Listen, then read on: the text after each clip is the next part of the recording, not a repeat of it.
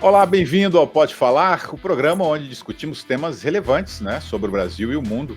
Hoje, com as eleições presidenciais americanas se aproximando, vamos analisar os impactos dessas escolhas para o Brasil e para a política global. Convidamos dois especialistas para trazer uma visão aprofundada e imparcial sobre as propostas e as posições de cada candidato. O analista internacional Alberto Pfeiffer e o cientista político José Álvaro Moisés. Olá, um prazer enorme tê-los aqui nessa conversa. Álvaro, Pfeiffer. Prazer. Uma oportunidade, como sempre, ímpar, compartilhar a tela com o José Álvaro Moisés e mais uma vez contigo, William. Obrigado pela oportunidade. Eu agradeço também, William. Estamos juntos depois de tanto tempo. A gente compartilhou muito o Jornal da Cultura e é um prazer também estar com o meu colega, o Pfeiffer. Vamos lá, vamos começar então. Na opinião dos senhores, qual dos dois candidatos, Trump ou Kamala Harris, poderia ter políticas mais favoráveis ao Brasil e quais fatores específicos sustentam essa análise? Olha, William, eu sou um pouco cético sobre essa possibilidade, se nós imaginarmos que o Donald Trump pode ganhar essa eleição, né? No governo dele, eu não vejo que tenha havido uma grande comunicação e que tivesse se traduzido em ações da parte dos Estados Unidos na relação com o Brasil que estimulasse, seja setores de economia ou algum setor mais amplo, né, ligado, por exemplo, às universidades, ao pensamento científico.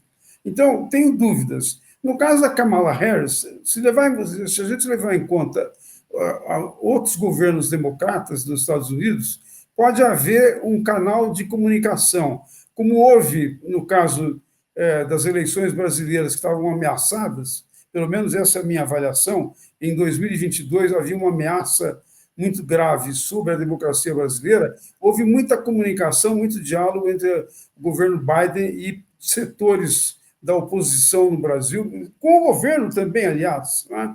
Mas com setores da oposição, o que, num certo sentido, indica que há uma área em que o pensamento do Partido Democrata americano, não é? E algumas áreas dos setores que se identificam com a democracia no Brasil, existem afinidades e isso pode ser desenvolvido. Mas também nós sabemos que até agora a Kamala também não deu nenhuma sinalização mais específica, explícita, né, de que possa adotar uma política em relação à América Latina como um todo, uma política nova e que vai ser inovadora na comunicação, no apoio e digamos, no intercâmbio comercial, para não dizer em outras áreas, né? Pfeiffer, quem é melhor para essa comunicação fluir com o Brasil, Kamala ou Trump? Bom, o Brasil não figura entre as 10 principais prioridades externas dos Estados Unidos, isso já de longa data. Então, não podemos esperar de nenhum dos dois governos, seja qual for o eleito, alguma atenção especial para com o Brasil, seja por aspectos positivos, seja por aspectos negativos. Não há uma agenda de adensamento e fortalecimento das relações intra-hemisféricas, e nisso poderia figurar o Brasil como grande polo do sul, da América do Sul, para coadjuvar os Estados Unidos num processo de fortalecimento desta região do mundo. E não há, igualmente, alguma agenda bilateral ou alguma agenda multilateral na qual o Brasil desponte que tenha suscitado até agora um interesse maior de parte de qualquer um dos candidatos. Por exemplo, a agenda ambiental, da qual o Brasil, indiscutivelmente, é um dos grandes detentores de ativos com potencial de contribuir para os efeitos da mudança do clima, para o arrefecimento do aquecimento global, para a gestão dos recursos hídricos, enfim, para dotar o mundo de um bem público global chamado segurança ambiental, hídrica, alimentar. Isso também não figura, do ponto de vista operacional, o papel do Brasil. Se fala em mudança do clima, principalmente na campanha do Partido Democrata, enfrentar o aquecimento global, os eventos climáticos extremos, mas não aparece o Brasil como um ator preponderante nesta seara. Nas agendas negativas, nós teríamos no plano hemisférico, a questão dos ilícitos, da criminalidade transnacional, do crime organizado, do narcotráfico, dos delitos conexos, que deveriam ser da máxima atenção dos Estados Unidos, e aí, em parceria com o Brasil, estabelecer um vínculo hemisférico para o enfrentamento. Os Estados Unidos, hoje, padecem de uma epidemia de mortes de jovens relacionadas ao uso excessivo de drogas, de medicamentos, o fentanil e de outras substâncias. E, nesse sentido, uma parceria com o Brasil ajudaria muito para o gerenciamento dessa temática. Um outro tema em que poderia haver uma parceria entre Brasil e Estados Unidos seria nas ameaças à democracia na região, como bem lembrou o Zé Álvaro. E aqui temos o caso da Venezuela, o caso mais estridente, até pela conduta da sua classe dirigente. E nisso também, até agora, não houve um emparceramento entre Brasil e Estados Unidos para enfrentar as afrontas à democracia e aos direitos humanos, derivados do regime autoritário, tirânico de Nicolás Maduro, assim como na Nicarágua, um país infrator dos direitos humanos, bem como em Cuba. Então, são pautas em que Brasil e Estados Unidos ainda não encontraram meios termos, campos comuns para enfrentamento. Pelo contrário, vão enfrentar no futuro próximo a importação das crises globais, com a presença de Rússia, China, Irã e Turquia, aqui na nossa fronteira, no caso das relações com a Venezuela, e no caso do apoio ao crime organizado transnacional. Então, a resposta, neste momento, nenhum dos dois ainda tem uma agenda, e se ganhar Trump, nós podemos esperar um regime mais protecionista do ponto de vista comercial, mas com pouco impacto sobre as importações do Brasil, porque elas se dão no plano dos manufaturados, principalmente por meio de subsidiárias de empresas americanas no Brasil, que não seriam alvo das sanções americanas. Do ponto de vista das commodities, é pequena a importação americana, nós exportamos mais hoje para a região da Ásia, do Oriente Médio, Europa em segundo plano, então não haveria tanto impacto sobre as importações ou as exportações brasileiras para o mercado americano.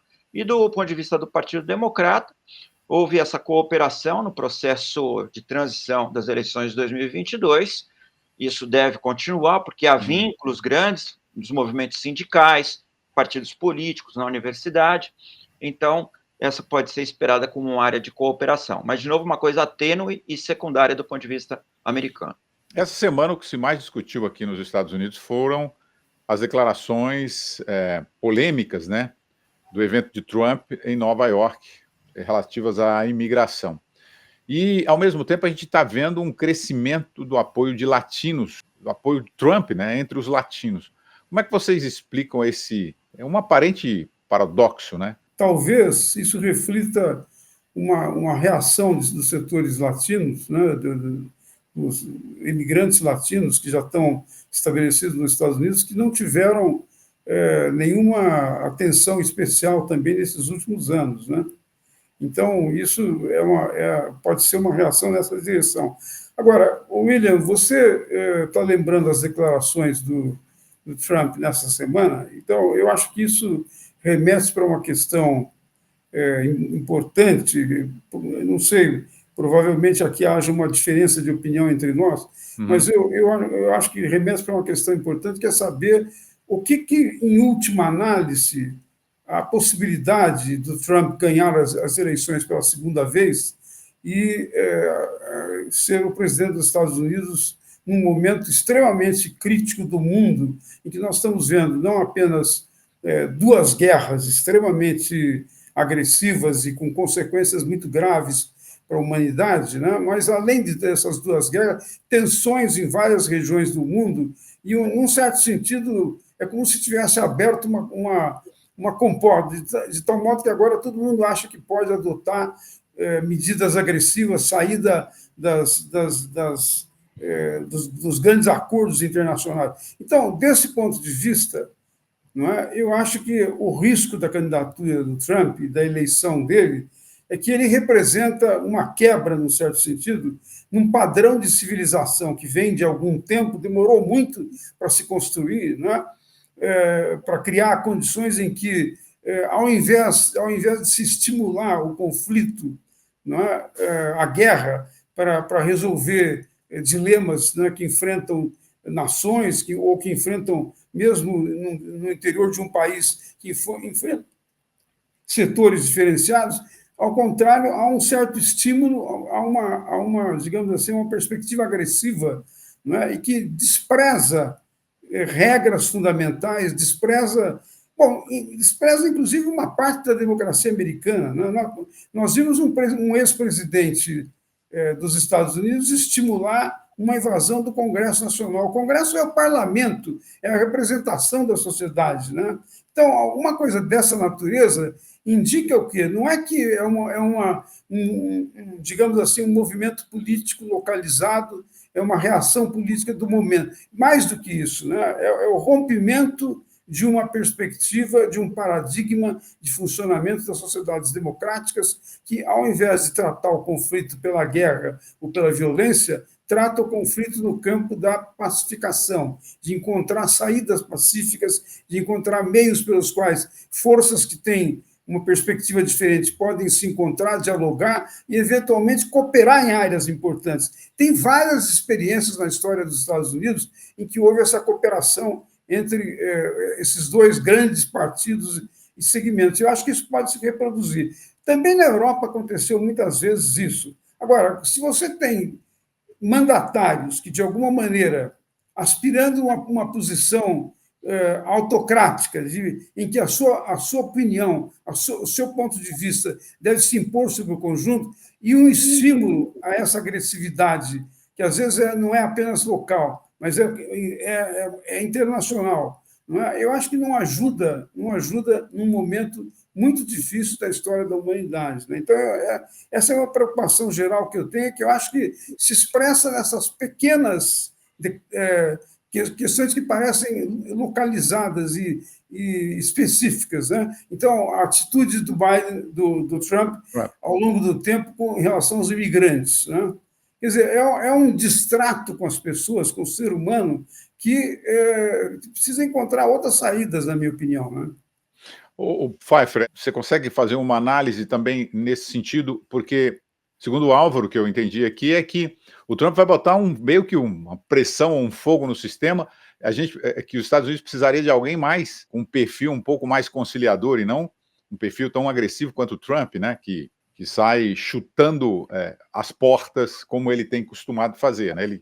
Ele fala que vai super tarifar produtos importados, ele fala que o Porto Rico, não ele falou, mas colocou alguém para dizer isso, Porto Rico é uma ilha de lixo. E aí, o que você vê dessas declarações? Como você vê o Trump? Quais os riscos para os Estados Unidos e para o resto do mundo? Bom, eu creio que aqui nós também nos defrontamos com outro paradoxo, o paradoxo do endurecimento interno para lidar com o endurecimento externo, com a confrontação externa. O mundo está mais conflituoso, Álvaro está certo quanto a isso, mas para enfrentar um mundo conflituoso de inimigos duros, é preciso ter uma liderança dura, firme, propositiva, que tenha a antecipação, que tenha a capacidade ofensiva.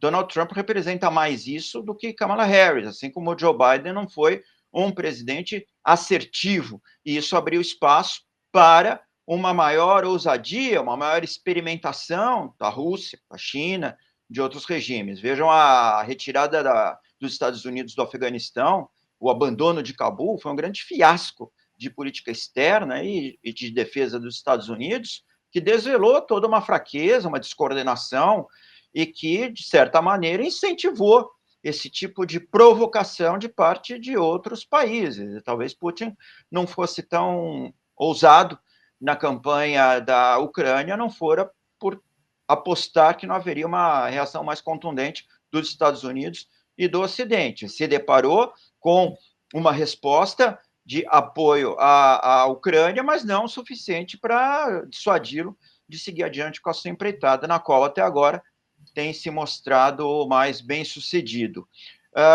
Então, eu diria que o endurecimento interno com os imigrantes e esse afastamento do plano dos direitos e do respeito ao outro é uma marca de Donald Trump, mas que, por outro lado, dá a ele esse crédito ou esses ativos, esses trunfos para enfrentar as lideranças externas que ameaçam a hegemonia americana. Nós estamos falando de uma potencial mudança de era, de se retirar a centralidade do dólar como meio de pagamento, de trocas do mundo.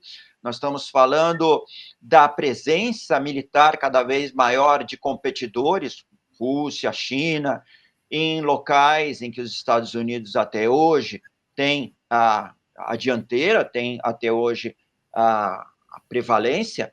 Nós estamos falando de uma corrida tecnológica na qual os Estados Unidos até hoje são a principal potência, mas que a China já vem apontando para possibilidades de desbancá-lo em várias áreas, em que a Rússia também, com mísseis interbalísticos e com outras tecnologias, ameaça ultrapassar os Estados Unidos e estabelecer um diferencial competitivo estratégico militar em outras áreas. Então, o jogo é muito sério, é um jogo sobre o mundo, é um jogo com impactos globais, exatamente como apresentado na questão. A dimensão da imigração, e aqui voltando para o cenário eleitoral, o imigrante é um empreendedor, é um self-made man, é alguém que ultrapassou riscos e colocou a própria vida à prova para chegar ao sonho dourado do capitalismo e da sociedade americana. Quando ele entra nesse mundo, ele esquece que ele é um latino imigrante, e ele passa a ser alguém participante do sistema econômico e social americano. Ele não tem essa consciência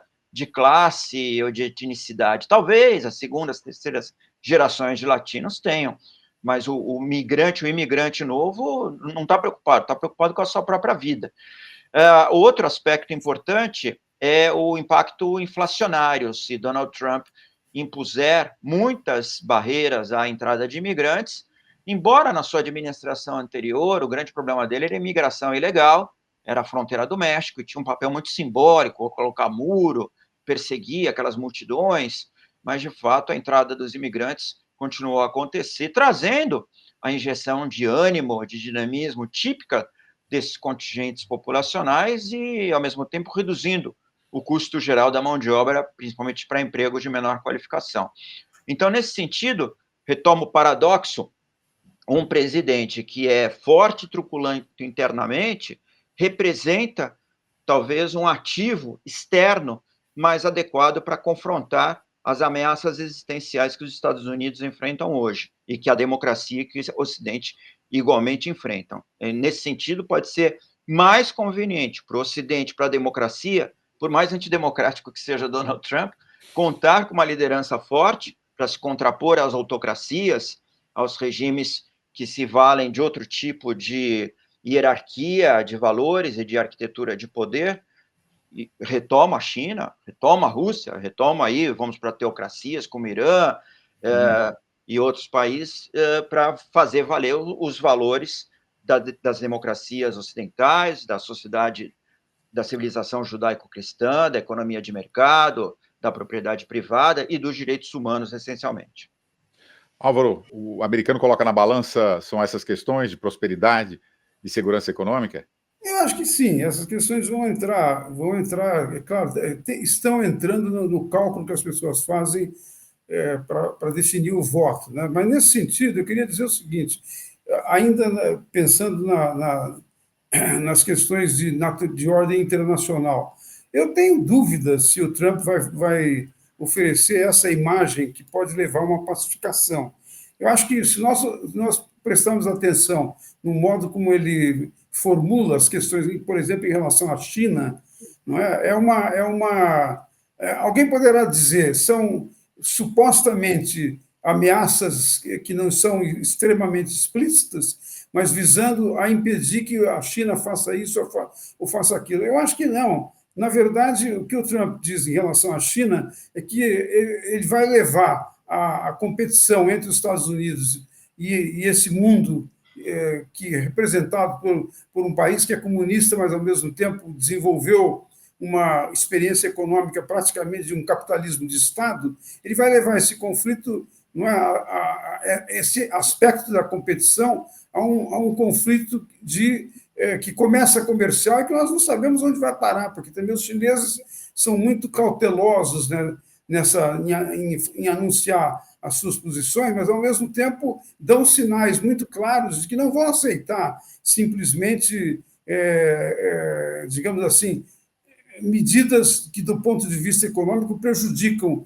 o seu próprio desenvolvimento, a sua própria economia. Então, aqui eu tenho realmente muitas dúvidas. E quando se diz que o Trump vai ser mais, digamos, vai desenvolver uma política mais tranquila, capaz de unificar áreas, eu acho que não. A minha impressão, claro que nós podemos pensar no que alguns autores têm chamado do eixo autocrático, né? Nós podemos pensar que esse eixo vai ter algum tipo de cooperação com o Trump, porque a atitude dele, já no primeiro mandato, em relação à Rússia e o Putin, não foi propriamente, não foi exatamente benéfica para os interesses dos Estados Unidos e para a defesa da democracia. Então, desse ponto de vista, eu acho que a Kamala Harris representa uma possibilidade de uma política internacional, levando muito mais em conta o grau de cooperação que os Estados Unidos pode ter e que não representa, como às vezes o Trump formula as questões de segurança que envolve a Europa, com um certo afastamento da OTAN.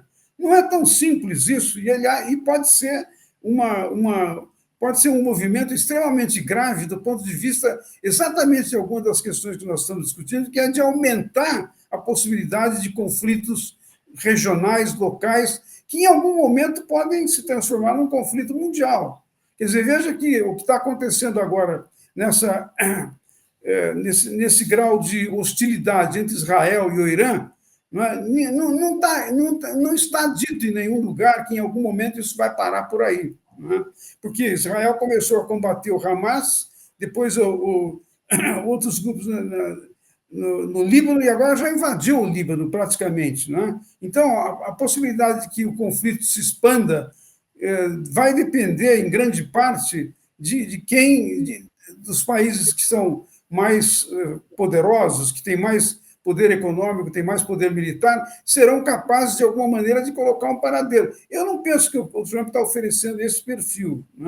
Ao longo do tempo, não é bem o perfil que ele ofereceu. E na relação com a China, é mais do que uma competição estritamente comercial. Tem, digamos, sinalizações que eu diria que são perigosas do ponto de vista da natureza do conflito. Vamos falar um pouquinho sobre a Kamala Harris. Em que medida, Pfeiffer? Aí eu estou querendo saber da questão de representatividade, que a Kamala Harris, como mulher, uma mulher negra, essa representatividade influencia na aceitação da candidatura dela, independentemente da experiência que ela tenha. O Trump enfrentou uma mulher na eleição anterior, a Hillary Clinton, Sim. E isso não foi algo que pesasse tanto assim na balança. Pode ser mulher, assim como Obama foi um presidente negro. Mas isso é essa questão política, né? Porque era diferente. A Hillary Clinton já tinha um contato mais forte, com a política em si. Sim.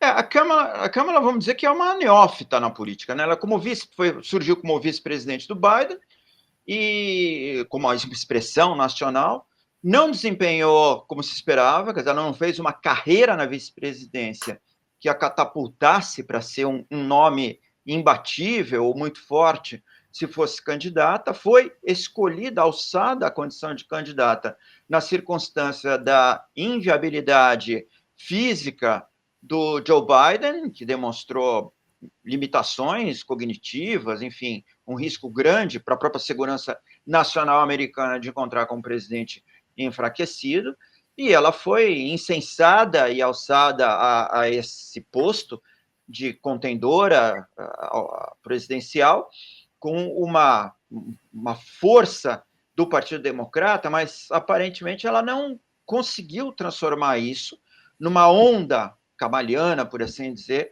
para arrebatar corações e mentes da sociedade americana. Quando ela é exposta, ela como indivíduo, ela como candidata, ela é projetada como líder da maior nação do planeta, parece que há uma certa discrepância, um certo déficit de qualificação.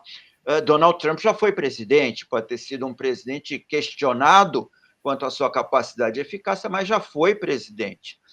Pode-se gostar ou não dele, mas ele teria condições de lidar, desta vez, até melhor com a máquina estatal. Vamos lembrar que ele ganha a eleição, até surpreendentemente, as pesquisas indicavam vitória de Hillary Clinton.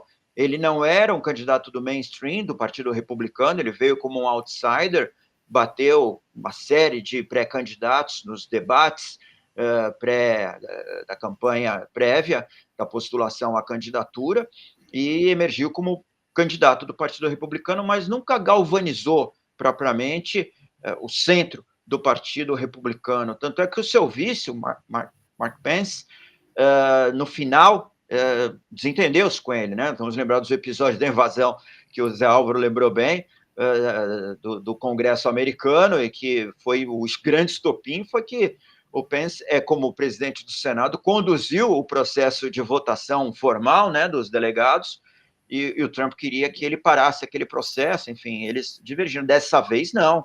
Dessa vez, Trump vem com um vice-presidente trumpista. Trump tem toda uma máquina no Partido Republicano, tem experiência de 4 anos de governo, de 4 anos de preparação.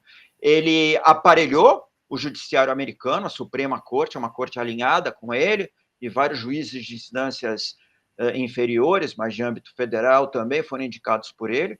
Então, hoje ele tem um controle, um conhecimento, um domínio da máquina estatal, e nesse sentido ele pode desempenhar um papel mais eficaz na presidência da República. Quer dizer que isso será o melhor para os Estados Unidos?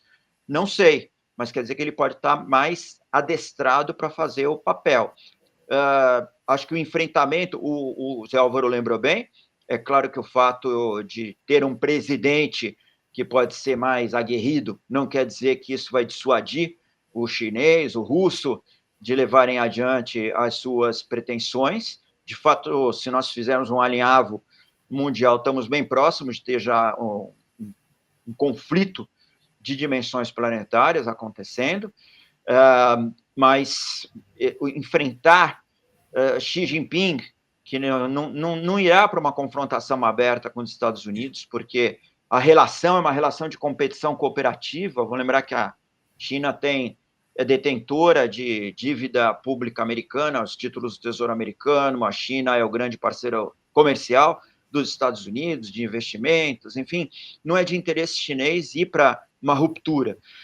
Não é uma questão existencial para a China. A China continuará com o seu processo paulatino, meditado, planejado, de longo prazo, de seguir costurando alianças e penetração em todo o mundo por meio de projetos como o Belt and Road Initiative, por meio de projetos, agora esse projeto político, estratégico dos BRICS, mas não creio que haverá uma confrontação. E quanto à Rússia, que o Zé Álvaro também lembrou bem, que durante o primeiro governo Trump parece que não houve essa contenção toda da Rússia, mas a Rússia não se atreveu a fazer uma invasão, já estava no combate no Donbass, né?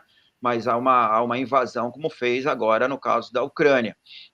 A aliança transatlântica com a Europa, que o Trump questionou muito, do ponto de vista da segurança, com a falta de contribuição financeira e de efetivos e de armamentos de parte dos parceiros europeus, parece que foi suprida, até em função do conflito ucraniano, mas, de fato, talvez a presença de Trump refortaleça essa aliança transatlântica, não tanto por consideração aos europeus, mas por necessidade dos Estados Unidos, porque será a última grande aliança restante para esse país. Ô, Zé Álvaro, vou fazer a mesma pergunta para você.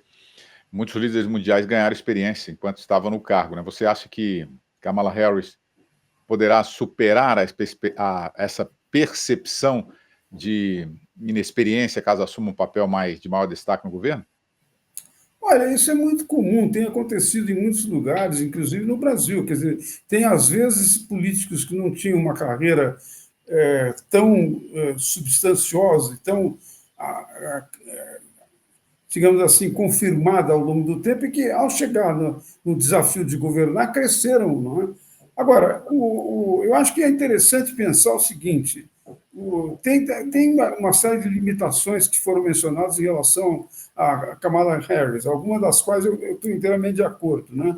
Agora, veja bem, de qualquer modo, ela entrou na campanha numa circunstância de crise, uma vez que o Biden progressivamente se demonstrou que ele não teria apoio para poder se se confirmar como candidato, ela entrou numa situação de crise. O Partido Democrata deu a liderança para ela. Ela cresceu de uma maneira que ninguém poderia esperar, a um tal ponto que, apesar de toda a experiência que tem o Trump e de ter sido já o presidente pela primeira vez, eles estão empatados, né? Todas as pesquisas que nós vimos até agora mostraram que a competição ali é muito estrita, alguns estados, algumas, né? Mas do ponto de vista da escolha do eleitor popular, que não é necessariamente do colégio, há uma equiparação dos dois. Então, essa equiparação, do ponto de vista eleitoral, evidentemente, estou dizendo, essa equiparação indica que ela teve presença e teve significação para setores importantes da sociedade norte-americana, que deu o lugar em que ela está hoje. O que pode acontecer? Eu acho que, como ela, em algumas coisas, sinalizou uma diferença, mesmo em relação ao governo Biden, né? De uma maneira muito discreta, mas está indicando algumas mudanças, eu acho que no processo ela pode crescer. Nada indica que ela não possa crescer com uma liderança importante, inclusive porque em outras áreas do mundo também tem simpatia pela candidatura da Kamala, né? Então, eu acho que haverá... Se o eleitor norte-americano vai levar isso em conta ou não, nós não sabemos. Mas eu acho que haverá algumas diferenças importantes do ponto de vista da projeção que cada um deles faz para a ordem internacional e para o papel dos Estados Unidos, numa circunstância que, como muita gente tem chamado a atenção, progressivamente perde o papel que sempre teve de uma certa hegemonia, não é? Eu me refiro à hegemonia política, né? Porque, do ponto de vista militar, os Estados Unidos ainda é a potência mais importante e que tem mais poder do ponto de vista militar do que em comparação com outros no mundo, né? Então, desse ponto de vista, eu acho que se o eleitor norte-americano pesar o que representou algumas das ações do Trump, que levaram a situações difíceis, né? E o que a Kamala pode representar, talvez seja um elemento um elemento definidor capaz de levar a um apoio a ela que nem sempre aparece explicitamente por causa disso que foi mencionado como alguém que não tem uma carreira reconhecida de muito tempo, né? Ela foi, num certo sentido, discreta na posição de vice-presidente, né? E em algumas áreas deixou a desejar. Mas eu acho que isso não impede que um político que passa a ter o apoio que ela recebeu do Partido Democrata, e mesmo de alguns setores, setores que são republicanos, mas que não estão inteiramente compatíveis com o perfil que o Trump, mais uma vez, reforça, né? Isso pode dar a ela condições de governar, e nada impede que, inclusive, estabeleça uma capacidade de negociação com áreas do Partido Republicano que podem, eventualmente, buscar uma outra perspectiva nos Estados Unidos, diferente dessa que ocorreu no primeiro governo Trump, que, de alguma maneira, ele reforça agora. Eu sei que tem muitas questões envolvidas nisso, mas eu lembraria também, William, que, do ponto de vista democrático, o Trump é um risco maior do que foi de outras vezes, porque ele, de alguma maneira, tem sido dócil com o que eu mencionei antes, o chamado eixo dos autocráticos, né? De alguma maneira, ele se coloca no mesmo perfil, na medida em que, muitas vezes, dá a impressão de que ele pretende governar com as suas opiniões, independente de como a sociedade norte-americana reage sobre isso. Não é bom, eu acho, não é uma perspectiva boa do ponto de vista estritamente democrático, né? Perfeito. Senhores, nosso tempo se esgotou. Muito obrigado pela participação no programa Pode Falar e nos vemos numa próxima oportunidade. Obrigado, Zé Álvaro. Obrigado, Alberto Pfeiffer. Pode falar, pode falar, pode falar.